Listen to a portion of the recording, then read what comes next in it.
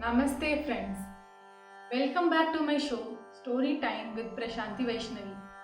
In my previous video, we learnt about the Sthala Purana of Srivilliputturu temple. We came to know about how Srivilliputturu got its name and how it gained prominence because it was the birthplace of two of the 12 Alvars, Periyalvar and Andal. Today, we shall see in detail about the life of Periyalvar. It was the early days of Kali Yuga. Valli had established the holy place of Srivilliputturu under the instruction of Lord Narayana. The town was flourishing and many of the great scholars and Parama Bhaktas migrated to this holy place and started settling here. One of them was Mukunda Bhattar and his wife Padmavalli. Both of them were Parama Bhaktas of Vadabhadra Sai, the residing deity of Srivilliputturu temple. On the auspicious month of Ani and Swati Nakshatram, a child was born to them and they named him Vishnu Chittar, which means the one who always thinks about Lord Vishnu. This divine child was an Amsam of Garuda, the vehicle of Lord Vishnu. True to his name, he always sang the glory of Lord Vishnu and was a great Bhakta of Vadabhadra Sai. Vishnu Chittar was born in a scholarly Brahmin family. He was also well acquainted with other scholars like Sri Selvanambi, the head priest of the palace. Chittar did not engage in the study of Vedas or other holy texts. Instead, he found utmost happiness in performing Kainkaryam at the temple to the best of his abilities. Vishnu Chittar chose the Kainkaryam of weaving pretty garlands for the Perumal. Why did he choose this particular seva? We all know from the Bhagavata Purana that even when Krishna was on his way to avenge Kamsa in Mathura, he was enchanted by the flowers that was being sold on the streets. He asked the seller for some flowers for himself even at the time before entering Kamsa's palace. Vishnu Chittar was attracted to this tale of Lord Krishna and decided to make garlands for the Lord. He toiled away to cultivate a beautiful garden near his house. Every morning he would choose from the fine selection of tulsi, jasmine, marigold, lotus buds and rosebuds, etc., and would patiently weave a beautiful garland for his favorite lord Vadabhadra Sai of Srivilliputturu. Every day he was thrilled to see his garlands adorn his favorite Perumal at the temple. His heart was filled with immense joy at this sight.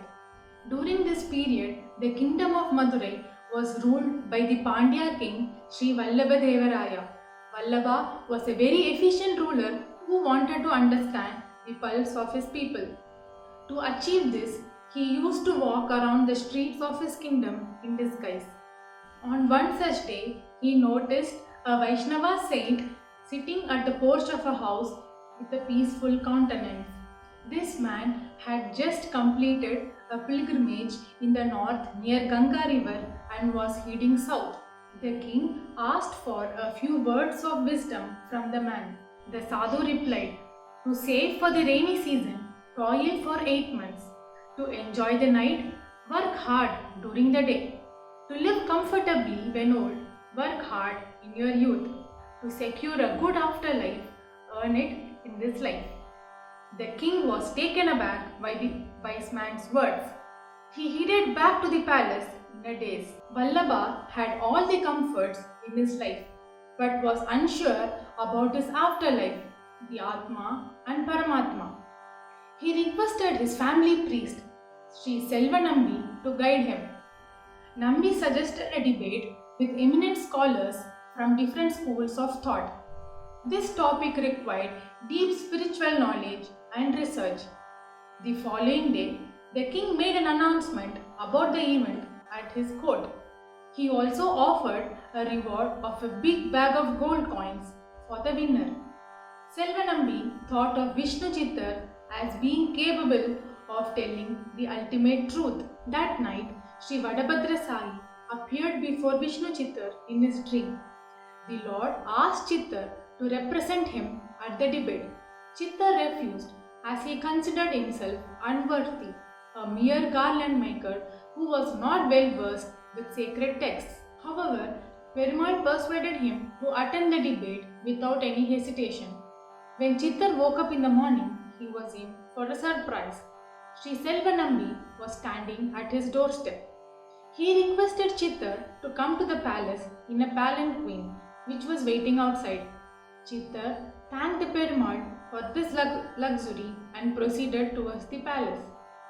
A big bag of gold coins was tied to a pole at the contest area in the palace. The scholars began with their lengthy discourses, but the king was unimpressed and grew tired. Just then, he was interrupted by the sounds of drums and conches. Vishnu Chittar had arrived. He was introduced to the king by Selvanambi. Chittar paid his respects to the king. Some of the scholars mocked him, while others were angry. Chittar had never spoken in front of an audience before. They protested, saying a mere garland maker will not be able to explain such deep philosophy. But Vallabha allowed Chittar to speak.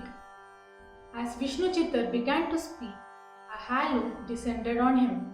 His words were so profound that it appeared like Perumal himself was speaking. He quoted the Vedas, Idihasas and Puranas in great detail.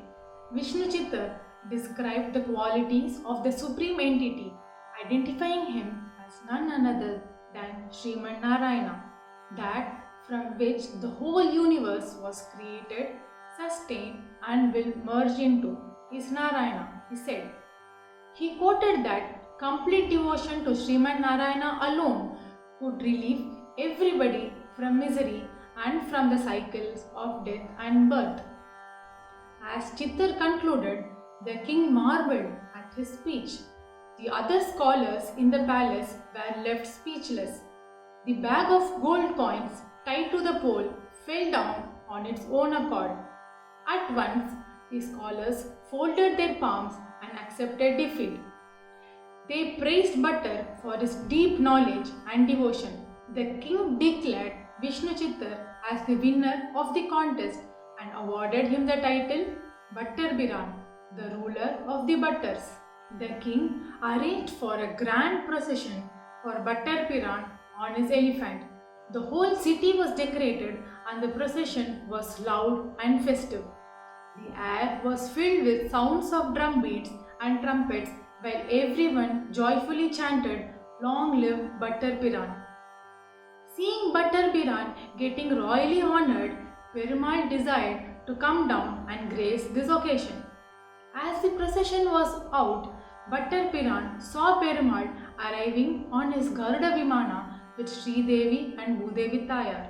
Now, let's pause here to understand the gravity of the situation. What would we do if we saw Lord Narayana coming down in the sky in his Garuda Vahana with Sri Devi and Bhudevi Tayar?